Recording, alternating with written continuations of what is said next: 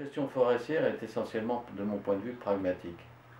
Et il ne faut pas céder au mode, au grand courant. À chaque fois, c'est ce qui a mené à des gros problèmes. Personnellement, j'ai mis en place pendant près de 10 ans 200 000 Douglas par an.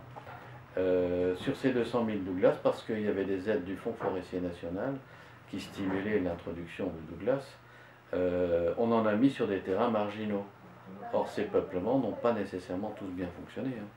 Terrains marginaux? C'est des terrains très argileux, c'est des terrains un peu secs au contraire, c'est des terrains calcaires, et on a vu ce que ça a pu donner avec les tempêtes et la canicule. Ça, c'est des arbres qui ont eu du mal à tenir. Voilà. Alors maintenant, sur les problèmes de valorisation de la forêt française, de dire on veut augmenter la part des résineux. Là, personnellement, moi j'ai fait l'observation au ministre, puisque j'étais dans cette circonstance, en lui disant qu'on ne pouvait pas mettre de résineux partout, que les stations étaient quand même, qui définissaient les possibilités de reboisement, et que sur des sols argileux, il était difficile de mettre du résineux, alors qu'il ne tenait pas bien qui tiennent pas bien le coup en conditions de tempête, de sécheresse, etc.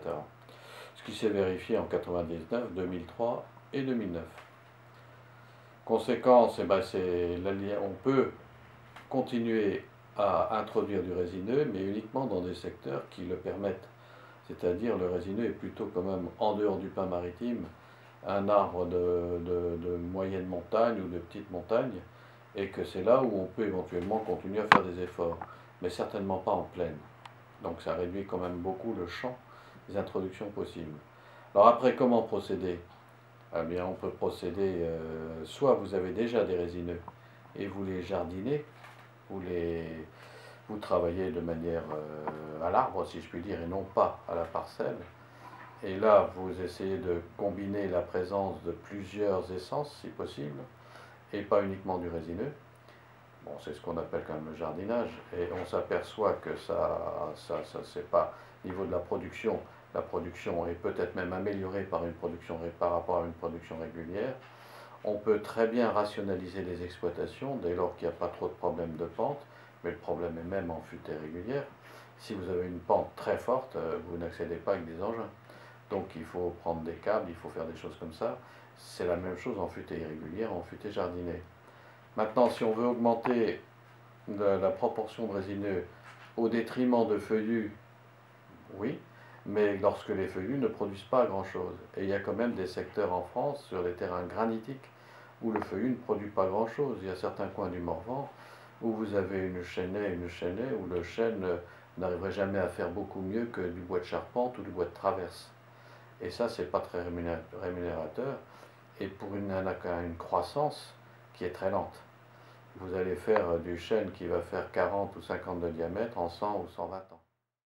Nous essayons de combiner le mélange d'une essence ou de plusieurs essences productives avec des essences d'accompagnement. Les essences d'accompagnement ont une autre fonction que la production pure.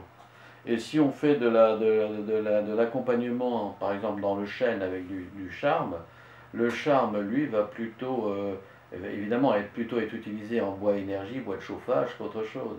Mais il assure un couvert au sol, il permet de régler l'arrivée de lumière au sol dans le développement des semis. Et il permet aussi de préserver la qualité du chêne qui, en pleine lumière, développe des gourmands, ce qui déprécie le produit que vous vendez ensuite. Cette combinaison d'essences, à notre avis, est positive, ne serait-ce que par un élément qu'on ne prend pas beaucoup en compte, c'est ce qui se passe dans le sol. À mon avis, ce qui se passe dans le sol est fondamental pour les arbres. La microfaune, la microflore, la combinaison entre ces différentes espèces, c'est fantastique. Vous pouvez développer de manière très importante une production par un jeu de fonctionnement simple de ce qui se passe dans le sol.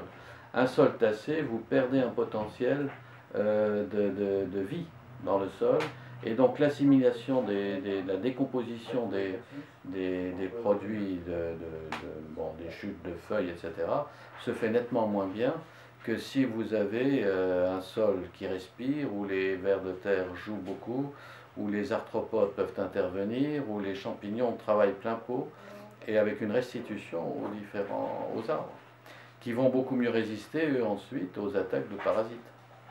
Et tout ça, à notre avis, c'est négligé, et donc mériterait d'être beaucoup plus analysé et reconnu.